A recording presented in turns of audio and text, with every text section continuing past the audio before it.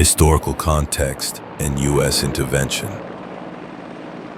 The withdrawal of U.S. forces from South Vietnam in 1975 marked the end of the Vietnam War, a conflict that spanned nearly 2 decades and left a profound impact on both the United States and Vietnam.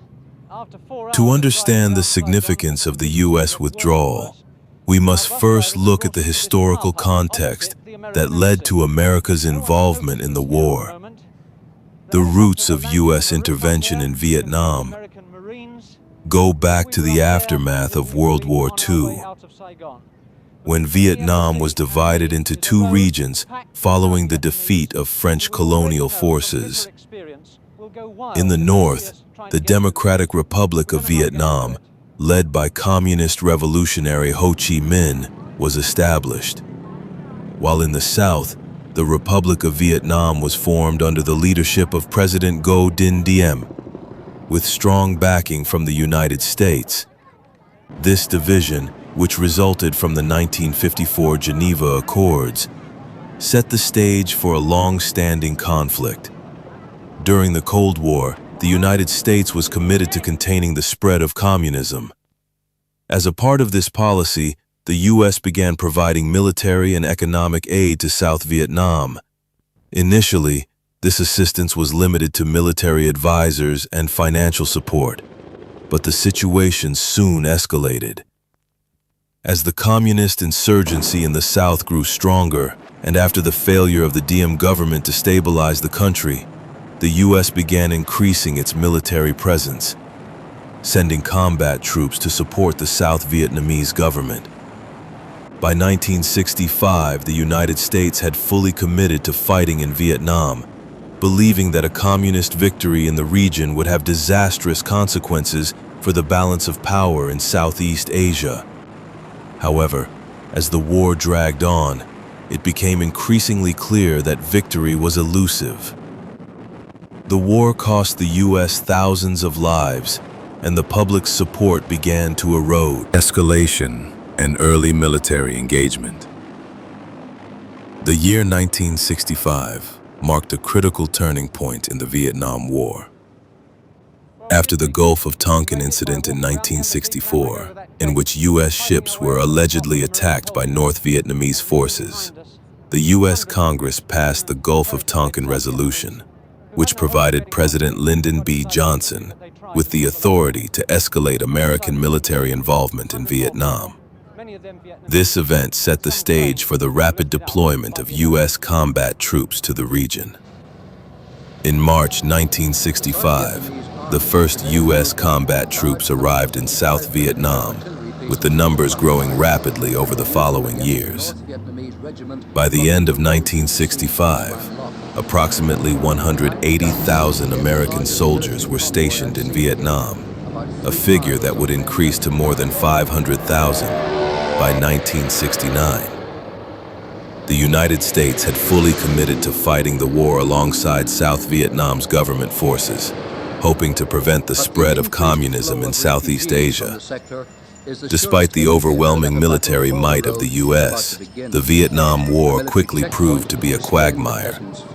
The tactics employed by the U.S. military, including search and destroy missions and heavy bombing campaigns, did little to quell the growing strength of the North Vietnamese Army, NVA, and the Viet Cong. The North Vietnamese forces, aided by their ally, the Soviet Union, and with logistical support from China, adapted quickly to the tactics of the American forces, utilizing guerrilla warfare and the dense jungles of Vietnam to their advantage. The war also took a heavy toll on American troops. The harsh conditions, combined with the elusive nature of the enemy, made it difficult for U.S. forces to achieve decisive victories. The civilian population in South Vietnam, especially in rural areas, suffered greatly as they were caught in the middle of the conflict. Millions of people were displaced, and widespread destruction was inflicted on villages and towns across the country. By 1967, This is the traditional it place became for clear to many anti-government within the protests U.S. aside, government that but the the war official was reason not going given as was planned. despair at communist aggression. Despite the growing number of American casualties and the mounting financial costs, the Johnson administration remained committed to the war effort, as the U.S. government feared the political repercussions of a communist victory in Vietnam. The Tet Offensive and growing disillusionment. In January 1968, the North Vietnamese and Viet Cong forces launched a massive surprise attack known as the Tet Offensive, named after the Vietnamese Lunar New Year, Tet. The offensive involved coordinated assaults on more than 100 cities and towns across South Vietnam, including the capital, Saigon, and the American Embassy. Despite being a military defeat for the Viet Cong and North Vietnamese forces, the Tet Offensive was a turning point in the war for both the U.S. and the South Vietnamese. The Tet Offensive shattered the illusion of American progress in the war. It demonstrated the resilience and strength of the North Vietnamese forces, who had been underestimated by U.S. intelligence. While the offensive resulted in significant losses for the communist forces, it had a profound psychological impact on the American public. The scale and ferocity of the attacks highlighted the difficulty of defeating an enemy that could strike anywhere at any time. In the aftermath of the Tet Offensive, public opinion in the United States began to shift dramatically. Prior to the offensive, the U.S. government had portrayed the war as one that was nearing victory. The American military, led by General William Westmoreland, had assured the public that the enemy was on the verge of collapse. However, the surprise attacks revealed the true scale of the conflict and exposed the failures of the military strategy. Television coverage of the Tet Offensive brought the brutal realities of the war directly into American homes. The vivid images of fighting in the streets of Saigon, the destruction of the U.S. Embassy, and the widespread carnage shifted the public's perception of the war.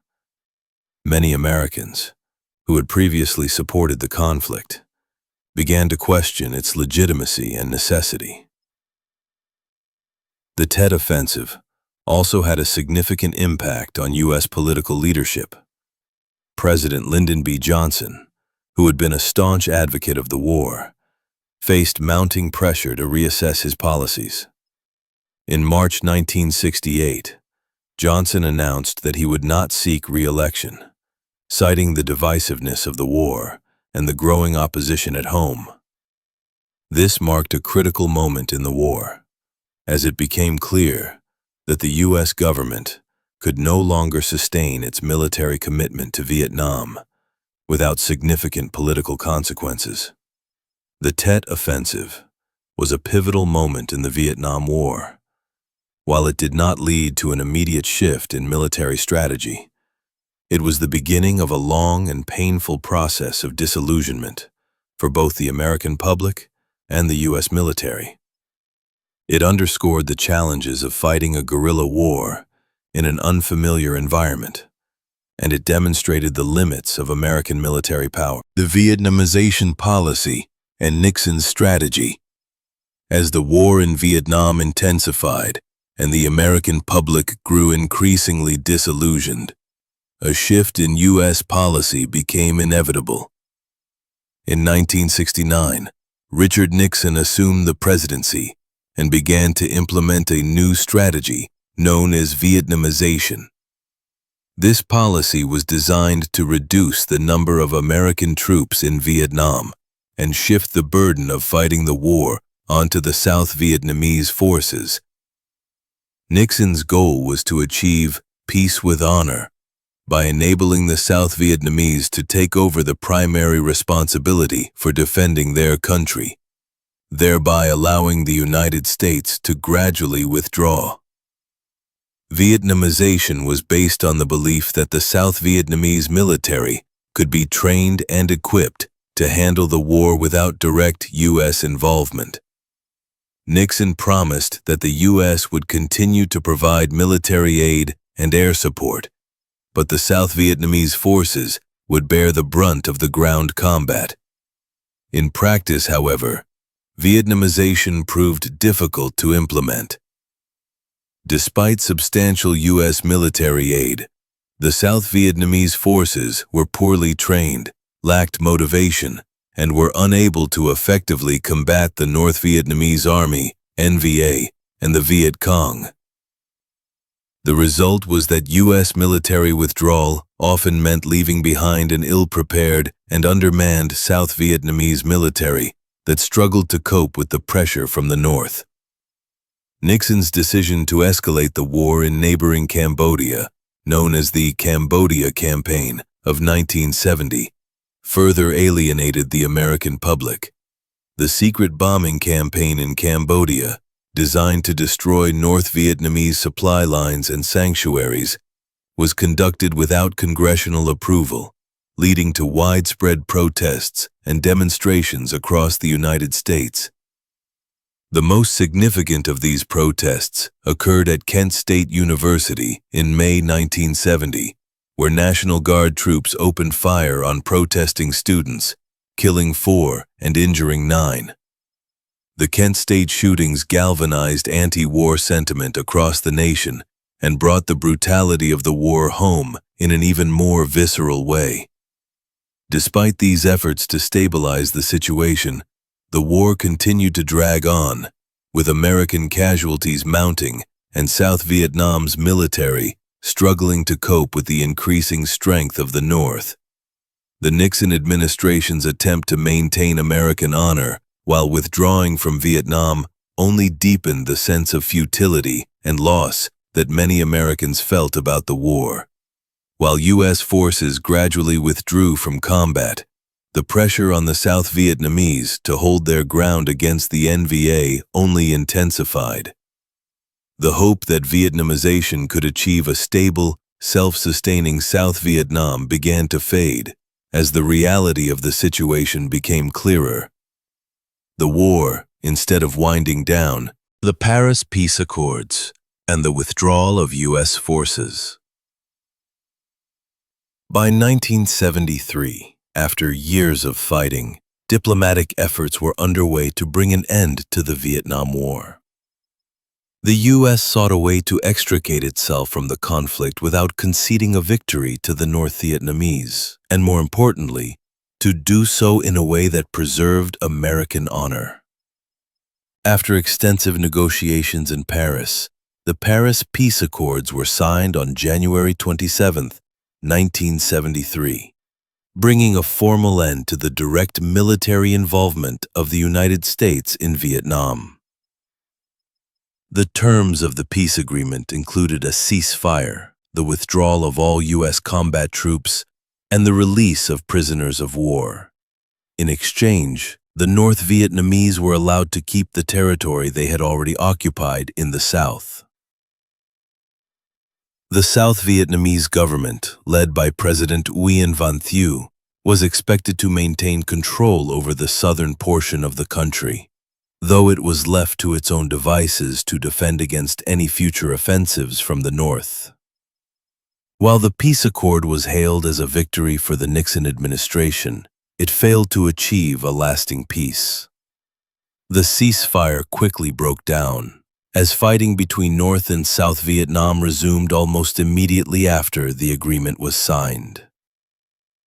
The South Vietnamese military, which had been built up and trained by the U.S. under the Vietnamization policy, was still no match for the North's forces.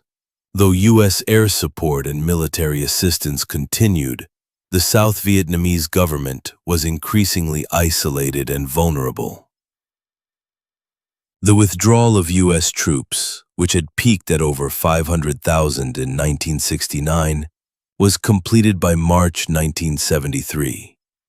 The last American combat troops left South Vietnam under the terms of the peace accords, marking a significant milestone in the war.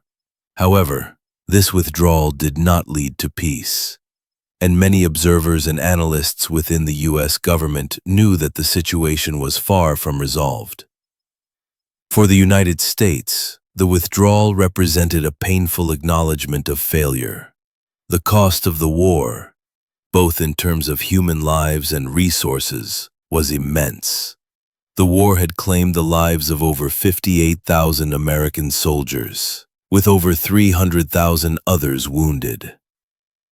The psychological and emotional toll on the American public, exacerbated by the divisiveness of the anti-war movement, would linger for decades. For Vietnam, the peace accords represented a temporary reprieve, but not an end to the conflict. The North Vietnamese leadership, led by Ho Chi Minh's successor, Le Duan, viewed the accords as a temporary measure and never abandoned its goal of reunifying the country under communist rule. The South Vietnamese government, meanwhile, was left with a fragile hold on power, and increasingly the final offensive and the fall of Saigon. The Paris Peace Accords of 1973 provided the illusion of peace, but the reality was far more grim. The ceasefire stipulated by the accords was tenuous at best. Although U.S. troops had withdrawn, the North Vietnamese forces continued to build up their strength, using the time to reinforce their military presence in the south. The South Vietnamese military, though increasingly reliant on U.S. aid, remained ill-prepared to defend the country from a full-scale assault. As the 1970s wore on, South Vietnam found itself increasingly isolated, both politically and militarily. The American commitment to the South was dwindling, and U.S. aid was increasingly conditional. Despite attempts to bolster the South's defenses, it became clear that the South Vietnamese military could not fend off a full-scale offensive from the north without the support of U.S. forces. In 1974, the North Vietnamese launched a major offensive in the Central Highlands, a key strategic region in South Vietnam. The South Vietnamese military struggled to respond effectively, and the offensive marked the beginning of the final push to reunify Vietnam under communist rule. By early 1975, the North Vietnamese leadership, under General Vo Nguyen Giap, had devised a plan for the final push to capture Saigon, the capital of South Vietnam. The North's strategy was to launch a large-scale offensive, focusing on a series of key cities and provinces, including the southern capital itself.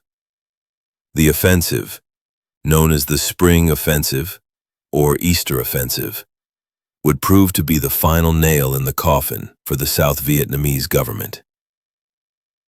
By March 1975, the North Vietnamese had made significant gains, capturing major cities in the central and northern parts of South Vietnam. The South Vietnamese government, now led by President Nguyen Van Thieu, was in a state of collapse.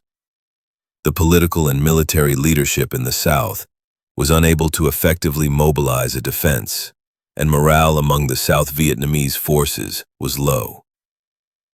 As the North's forces closed in on Saigon, the United States once again found itself deeply involved in the conflict, but this time in a different capacity. The U.S. government, under President Gerald Ford, began to prepare for an evacuation of American citizens and key South Vietnamese personnel from the capital. While the U.S. had ended its direct involvement in the war, it was still committed to aiding its allies in the final moments, the final days in Saigon, and the evacuation. As the North Vietnamese forces advanced on Saigon in the spring of 1975, the inevitable collapse of the South Vietnamese government became apparent. The city, which had once been the thriving capital of a non-communist South Vietnam, was now a symbol of defeat. In the face of the relentless North Vietnamese assault, panic set in among the civilian population. many of whom feared retribution from the advancing communist forces. The U.S. Embassy in Saigon, now the focal point of American efforts to evacuate civilians and South Vietnamese allies, became a scene of chaos. As the North Vietnamese neared the city, American diplomats and military officials scrambled to organize a massive evacuation. American personnel, along with thousands of South Vietnamese citizens who had worked with or supported the U.S. government, were desperately seeking to escape before the inevitable fall of the city. On April 29, 1975, the final phase of the evacuation began. The U.S. military initiated Operation Frequent Wind, the largest helicopter evacuation in history. American helicopters, primarily from the aircraft carrier USS Hancock and the U.S. Embassy rooftop, began lifting American citizens and South Vietnamese refugees to safety. The evacuation process was chaotic and disorganized, with many South Vietnamese who had been promised evacuation being left behind as time ran out. One of the most haunting images from this final evacuation was the sight of desperate South Vietnamese civilians clinging to helicopters, attempting to flee the city as it fell.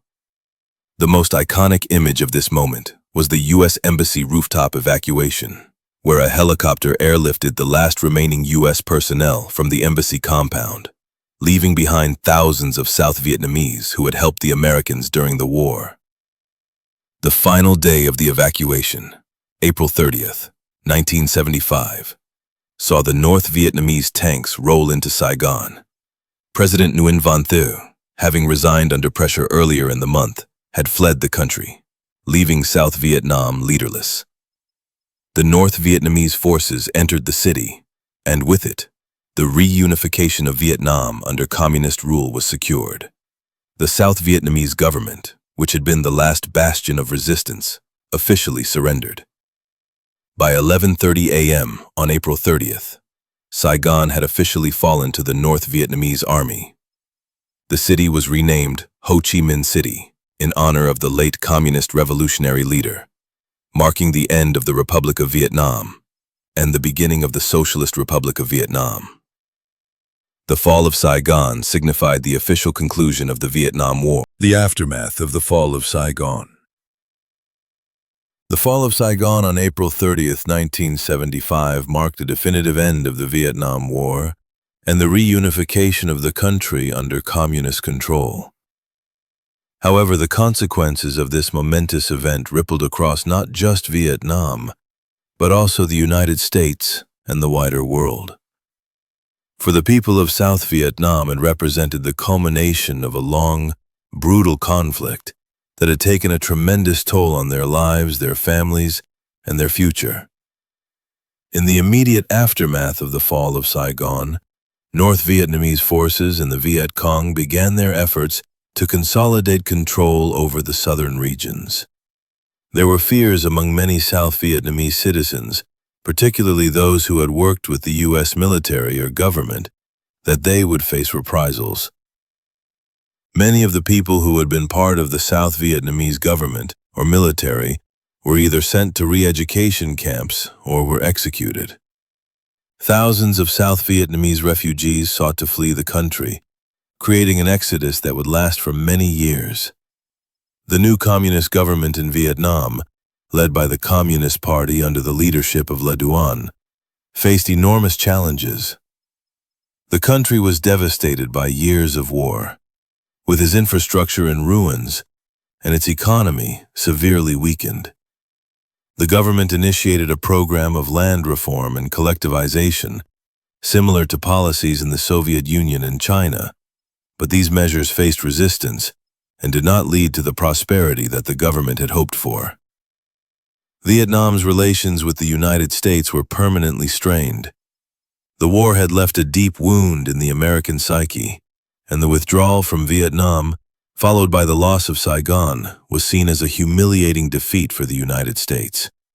It triggered a deep period of introspection and led to significant changes in U.S. foreign policy. The Vietnam War, along with the way it ended, left a legacy of skepticism about future American military interventions abroad. Internally, the war left a divided U.S. society. Anti-war protests, which had been widespread during the conflict, continued after the war's end. Many veterans returned home to a society that often treated them with disdain or indifference.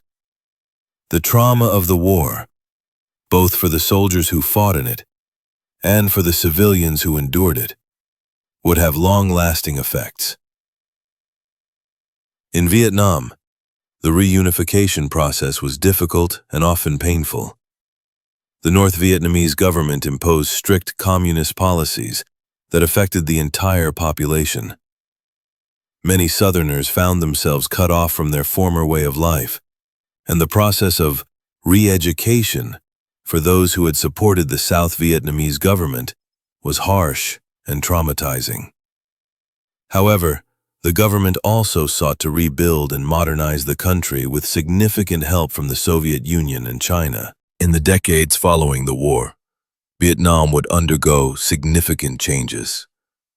The country's shift from a centrally planned economy to a market-oriented one in the late 1980s, known as Doi Mai, renovation, marked the beginning of Vietnam's transition toward a more open economy, which has led to impressive economic growth. However, the scars of the war, both physical and psychological, have remained in the collective memory of the Vietnamese people. The U.S. legacy and its impact on Vietnam. The United States' involvement in the Vietnam War left an indelible mark on both nations. For the U.S., the war was a deeply divisive experience that fundamentally changed its foreign policy and military strategy in the decades that followed. In Vietnam, the effects of the war would be felt for generations. The legacy of the war, both the physical and psychological scars, remained in the country long after the final U.S. troops left. The U.S. domestic legacy, psychological and political consequences. The Vietnam War was one of the most controversial and divisive conflicts in American history. The war not only cost the lives of over 58,000 American soldiers, but also led to deep social and political divisions at home. The anti-war movement grew throughout the 1960s and 1970s, with protests against the war becoming a focal point for civil rights activists, students, and other groups advocating for peace. The media, especially television, played a major role in shaping public opinion, broadcasting images of the violence and devastation caused by the war, which in turn fueled the growing protest and public outcry. The trauma experienced by U.S. soldiers upon returning home was another enduring consequence. Many Vietnam veterans were met with hostility or indifference upon their return to the United States, as the public's perception of the war had soured. The mental health toll on these veterans was immense. Issues such as post-traumatic stress disorder, PTSD, became widely recognized as the scars of war, both visible and invisible, took a long time to heal. Politically, the Vietnam War significantly influenced U.S. foreign policy. In the wake of the war, there was widespread public skepticism about American military intervention in foreign conflicts. The War Powers Act of 1973, passed in response to the Vietnam War, was designed to limit the president's ability to commit U.S. forces to armed conflict without congressional approval. The defeat in Vietnam led to a period of Vietnam syndrome, a reluctance by American leaders to engage in military conflicts without clear objectives and public support. Reconciliation and bilateral relations. In Vietnam, the war's aftermath was equally painful. The U.S. withdrawal left behind a country deeply scarred by years of war and destruction. The economic impact was severe. Millions of people were left homeless, and the country's infrastructure was in ruins. Furthermore, the psychological toll of the war was profound for both the survivors. In the years immediately following the war, relations between the U.S. and Vietnam were severed. Diplomatic ties were not fully restored until 1995, when the U.S. and Vietnam normalized relations. The process of reconciliation, however, was slow. For many years, the U.S. government imposed economic sanctions on Vietnam, which only deepened the isolation of the country. Over time, though, the two nations began to rebuild their diplomatic and trade relationships, and cooperation in areas such as trade, education, and security gradually grew. One significant step toward healing the wounds of the war came in the form of efforts to address the environmental damage caused by the conflict. The U.S. had used Agent Orange, a herbicide, extensively during the war, which caused widespread environmental destruction and long-term health problems for millions of Vietnamese. Over the decades, the U.S. has provided millions of dollars in aid to help clean up the environmental damage and assist the victims of Agent Orange. Legacy of re-education and the boat people.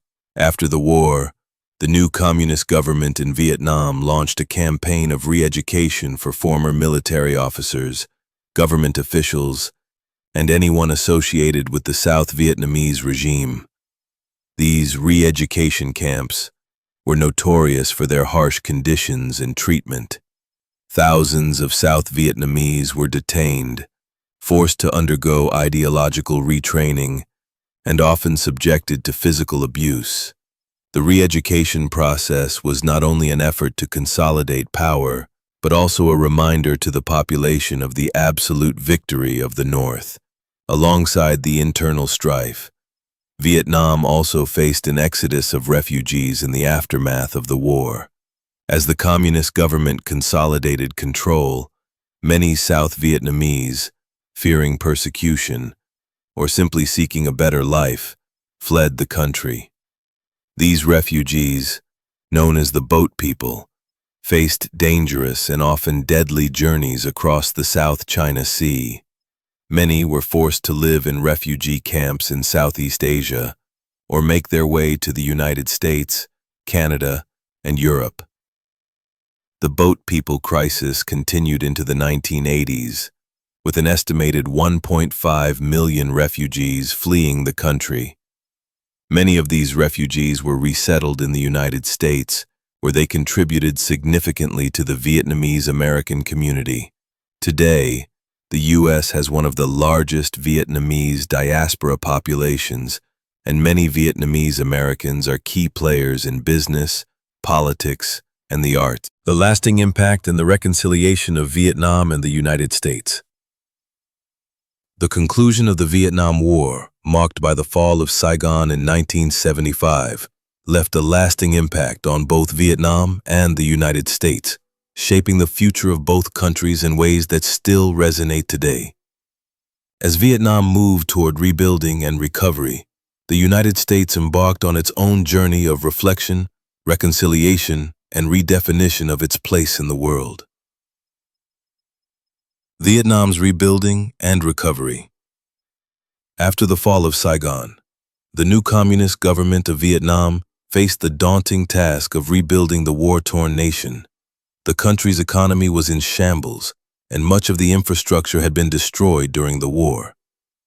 The North Vietnamese, now in control of a unified Vietnam, initiated various land reforms and collectivization programs, but the transition was far from smooth. The country was isolated politically and economically, both from the West and much of the world. From the 1970s to the late 1980s, Vietnam was subject to economic hardships. The government struggled with inefficiency and the socialist policies failed to provide the prosperity that had been promised. In the early 1980s, Vietnam began to suffer from severe food shortages and an economy that was still heavily dependent on aid from the Soviet Union and China. However, in 1986, under the leadership of General Secretary Nguyen Van Linh, the Vietnamese government introduced Doi Mai, renovation, a series of economic reforms that shifted the country from a centrally planned economy to a more market-oriented one. This shift, combined with the influx of foreign investment, especially from the United States, marked the beginning of Vietnam's rapid economic growth. By the early 2000s, Vietnam had emerged as one of the fastest-growing economies in Asia. Despite the progress made in the economy, the scars of the war remained. Millions of people had lost their lives, and many more had been wounded physically or psychologically. The process of healing was slow, and it wasn't until the late 1980s and 1990s that the Vietnamese government began to fully acknowledge the traumas of the war, both in terms of the human toll and the environmental damage caused by the U.S. use of Agent Orange. U.S.-Vietnam relations, from hostility to cooperation. The relationship between the United States and Vietnam after the war was deeply strained. Diplomatic ties were severed and economic sanctions were imposed. The American public, still reeling from the defeat in Vietnam, was initially reluctant to engage with the communist government in Hanoi. However, the winds of change began to blow in the late 1980s and early 1990s. In 1991, the United States took the first steps toward normalizing relations with Vietnam by lifting the trade embargo that had been imposed after the war. This was a significant gesture that indicated both countries were open to the possibility of future cooperation.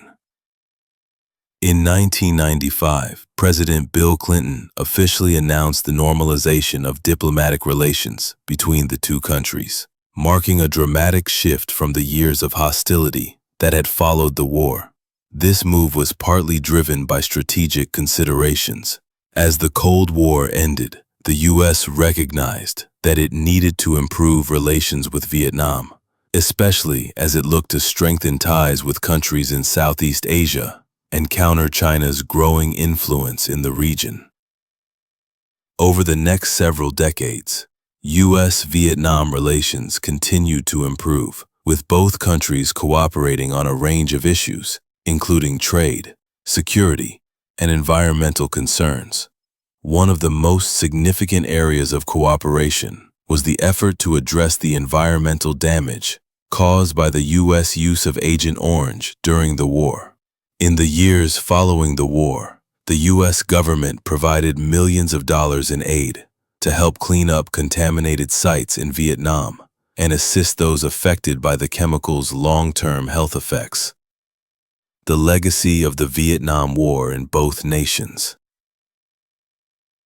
In both the United States and Vietnam, the Vietnam War remains a central and often painful part of national memory. In the U.S., the war led to significant changes in public attitudes toward military intervention abroad. The lessons learned from Vietnam contributed to a more cautious approach to foreign conflicts in the years that followed. It also spurred the development of new policies to ensure greater public oversight and accountability in military operations. In Vietnam, the legacy of the war is one of survival and resilience. The country has moved from a state of destruction to one of rapid economic growth and increasing integration into the global community. However, the war's human cost, both in terms of lives lost and the psychological scars left on the population, remains deeply embedded in the country's collective memory. Today, Vietnam and the United States have developed a complex and cooperative relationship. The Vietnamese American community, which grew significantly after the war due to the exodus of refugees, plays an important role in fostering connections between the two countries. The shared history of the war, combined with the strong economic ties between the nations, has allowed for a constructive reconciliation process. The U.S. has become one of Vietnam's key trading partners, and bilateral relations continue to strengthen in areas of mutual interest. Conclusion, a new chapter. The U.S. military withdrawal from South Vietnam in 1975 marked the end of one of the most contentious and divisive wars in modern history. For the United States, it represented a profound failure in its efforts to prevent the spread of communism in Southeast Asia. For Vietnam, it was a long and costly journey toward reunification, which ultimately came with significant sacrifices. Today, the Vietnam War is remembered not only as a tragic chapter in the history of both nations, but also as a symbol of the resilience of the human spirit in the face of overwhelming adversity.